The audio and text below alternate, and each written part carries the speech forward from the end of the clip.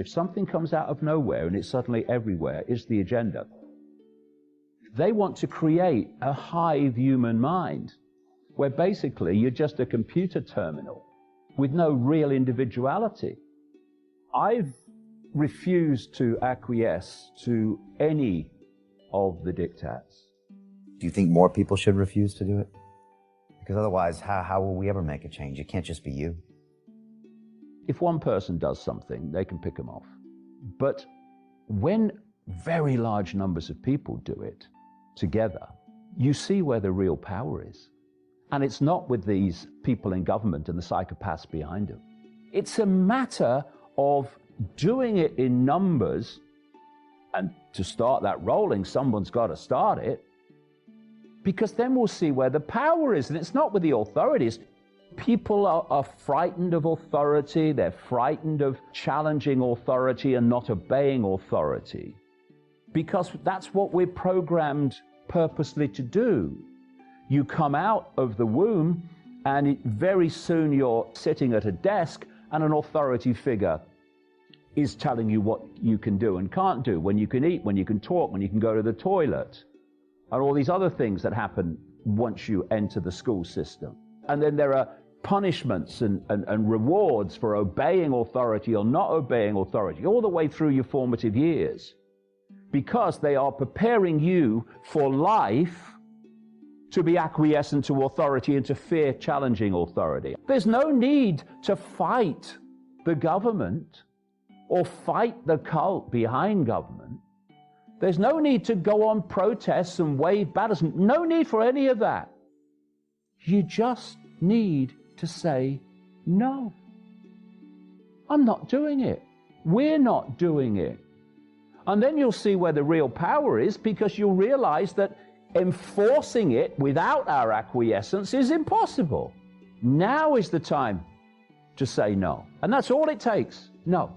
If the 1% was basically going to get control, it had to rebrand itself as the supporters of the other 99%. And you do that via the left, not the right, from the perception of the population. And so now you've got the left standing for everything the old left didn't.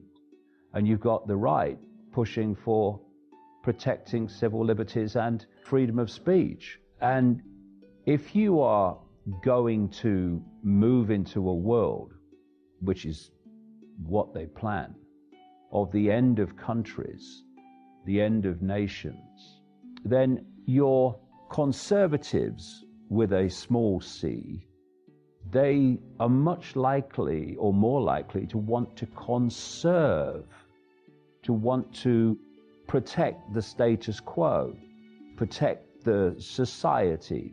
We shouldn't get pulled into the idea that we are dealing with an all-powerful force. That's what they want us to believe. We're not.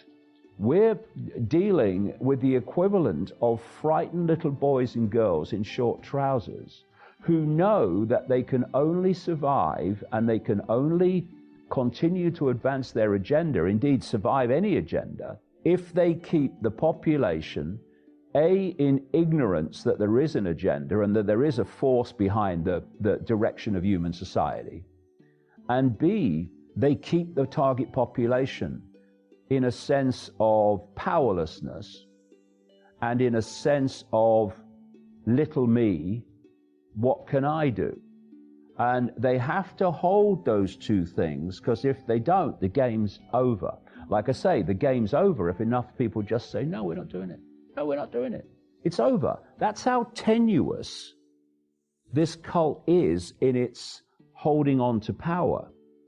And it knows it. It knows that its power and its agenda can fall in a ridiculously short time if the perceptions of humanity change and if there's any free flow of information to expose and unravel its ludicrous narratives that we're supposed to believe. And this is a very dangerous time for this cult. Although it seems to hold the aces, likes to think it does, it's a very dangerous time, because there is the mentality, which can be incredibly powerful, and world-changing, of nothing left to lose. When you think you've got something to lose, you can acquiesce in the hope that you won't lose it. And while you feel you've got something to lose, you will acquiesce, or are likely to acquiesce, in the hope of protecting it. And what they're doing is they're systematically confusing young people and children about their gender, who weren't confused before and wouldn't have been confused unless this manipulation to confusion had been implemented. And the process is to confuse gender on the road to fusing gender to the no gender human. Why acquiescence is so important. How can a few people in this cult dictate to the lives of billions like this? Think of a pyramid. The top of the pyramid, you've got the cult. Tiny few people in relation to the population. And this pyramid, which is human society, is hierarchical. So the cult at the top of the pyramid imposes its agenda on the next level, which acquiesces to that imposition, and it itself then imposes on the next level. Now, as you come down this pyramid, you're very few steps down before you reach the point where the hierarchy doesn't even know there's a cult. Only these higher, in around the spider, as I call it, levels know that there's a cult, unless you work your ass off for 30 years to uncover it. And so you then hit a level where they're not aware of where this is coming from, but the same sequence continues. So this level will impose on this level, which acquiesces to the level above and imposes on the level below. And this goes down the pyramid, imposition, acquiescence, imposition, acquiescence, imposition, acquiescence, until at the bottom of the pyramid, symbolically, you meet the mass of human society, the population. Now, if we acquiesce to the level of the pyramid that's imposing on us, then we complete a circuit.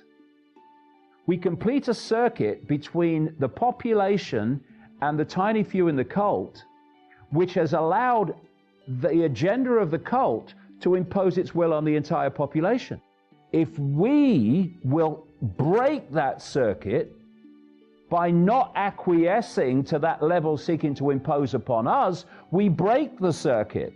And no longer are the cult at the top of the pyramid imposing their will on the population, because we have broken the connection. And we've broken it simply by ceasing to acquiesce to the level of imposition imposing on us.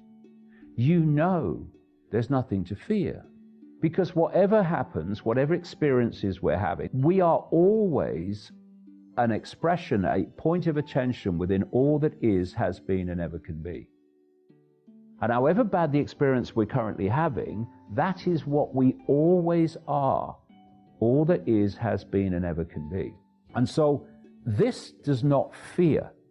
This will always do what it knows to be right, and therefore does not consider consequences for doing what it knows to be right, because it would never consider doing anything but what it knows to be right. Thus, consequences are irrelevant. This says, I'd like to do this, but what are the consequences? Why you wouldn't do it. This says, I do what I know to be right. Consequences, therefore, are not even a conversation. What we need to do is to put down the fault lines. They're ludicrous fault lines, for goodness sake. It's only a brief experience. What you are is consciousness. You are a point of attention, a unique point of attention. Celebrate that uniqueness for a start. You are a unique point of attention within an infinite flow of consciousness, having a brief, stunningly transitory experience as a human. And what is a human? It is a particular way of processing and decoding information. That's all human is. The human form processes and decodes information in a certain way that we call human. So when near-death experiences leave the body and leave that processing, decoding system that I call the biological computer, their reality dramatically changes. Stop identifying with labels. They are a brief experience. Even your name is a brief experience. You are the consciousness having the experience. So when someone says to you, who are you? You are all that is, has been, and ever can be, having an experience. If you meet someone and people say, who are you? They'll give you their name, they'll give you their job, they might give you their family background, their family history, where they went to school. That's what they're saying they are. Who are you? But that's just what they've experienced. Who am I? All that is, has been, and ever can be, having an experience called David Icke. Very brief, very interesting. The point of attention that I am is an expression of the same consciousness that the point of attention that you are is. And the same with all of us. So racism and all these isms and all these divisions are not only undesirable, they are confirmation that those that go down that road are utterly clueless about the nature of reality and the nature of who they really are.